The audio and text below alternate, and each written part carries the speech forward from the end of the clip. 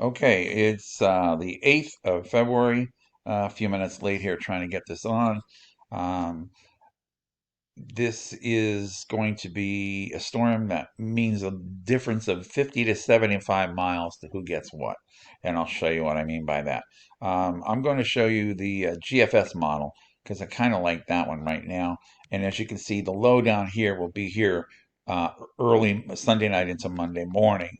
So we got nothing up here on Monday. So it's not a Monday storm for Pennsylvania. As we move this out during the day, this takes you to the afternoon hours. This is around 2 o'clock, and you can see it's a pretty good storm. This used for being down here, that's a pretty strong storm because you have a lot of warm air that we've had around, and we got cold air coming in behind it, and there's a lot of convergence here, so it's going to help this storm. But again, I will reiterate early in the video, this is not a blizzard for Pennsylvania or New Jersey, and this is not a nor'easter. It's a pretty good storm, but it's not that. So we'll just show you what's going on right now. I'll move this out little bit by little here. I'll move this to around 8 o'clock. Let's see. Here's 8 o'clock Monday night.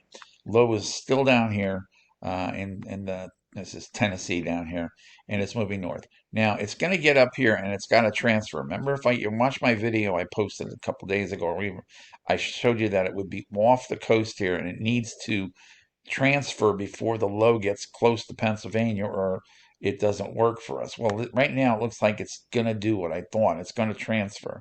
Now we're going to move this to around 5 o'clock in the morning on Tuesday the 13th.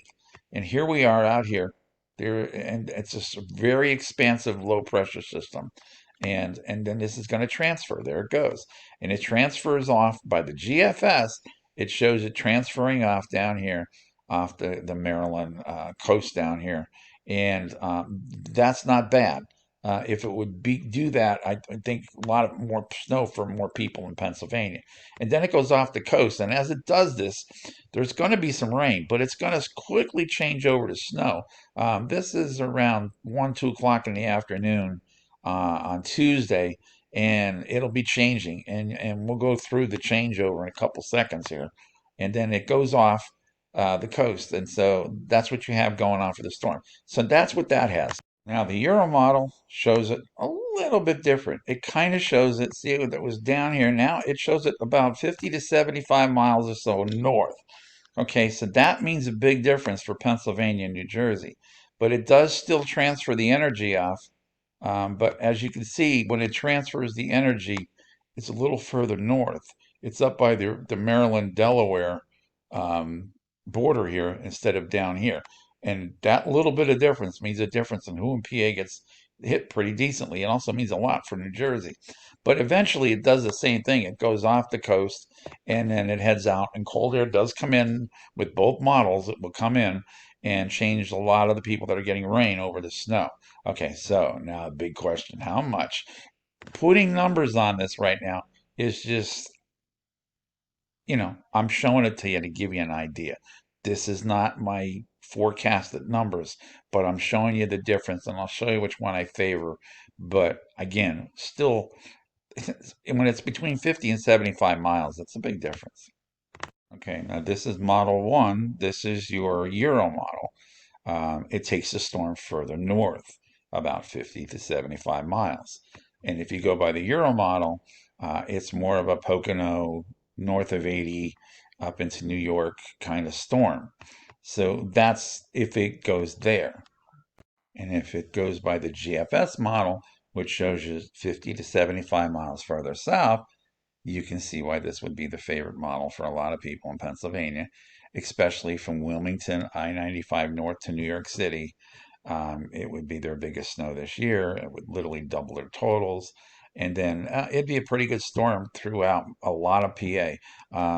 I'll tell you what I think. I think it's a little less down here and a little more up here.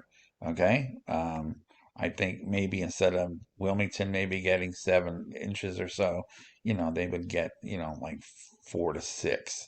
And I think Philadelphia, instead of it being like a 9 to 10 inch snowfall, it's probably more like 5 to 8, 5 to 9, somewhere in that range and on up. But back in here, I think these numbers are pretty close as of right now, and these numbers up here, I think going to be a lot, going to be higher. I won't say, I'll say not quite double, but they'll be higher. This blue thing line here will probably extend further up into this area up here like that. Okay, that would be my guess as of right now. But again, this is a few days away. The low's not even there. It has to form, and then once it forms, and then you get more data from weather stations coming in, then you can make a better prediction. But I'm just giving you a heads up. That's what I do. I give you a heads up to kind of tell you, be prepared. And I'd say that if you're north of Wilmington, Fredericks, all the way across, and then north of that and south of Syracuse, you're probably in that zone for keeping an eye out for the weather. Okay, and I would say that if you're in the I-95 corridor, you really need to keep an eye out for it because Tuesday's not a day to travel. It would be right now for me because no matter what happens, it comes in as rain.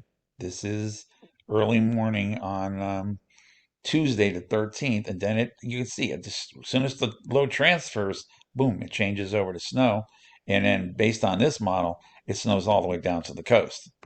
Okay, so I will update this every day as we head into this event and try to pin down where that 50, 75 miles is going to go. But I wouldn't expect the models to come into some sort of agreement maybe until Sunday, late Saturday, Sunday. Um, but I think I'll be in a better position by Saturday to give you my real good opinion of where this is going to go. And again, what I showed you was just to give you an idea what the two models are showing and the difference of 50 to 75 miles in this to which we got. But hey, don't fret. There's more snow coming. Trust me, there's more opportunities for snow going into the middle of March. This ain't going away anytime soon. And winter will be back. This is kind of the game changer, this one here. That's why there's rain and snow coming in with this one, because this is the one that changes the pattern. This one starts bringing the colder air down from Canada into the northeastern part of the United States. All right, this is Fred. You take it easy. You be safe.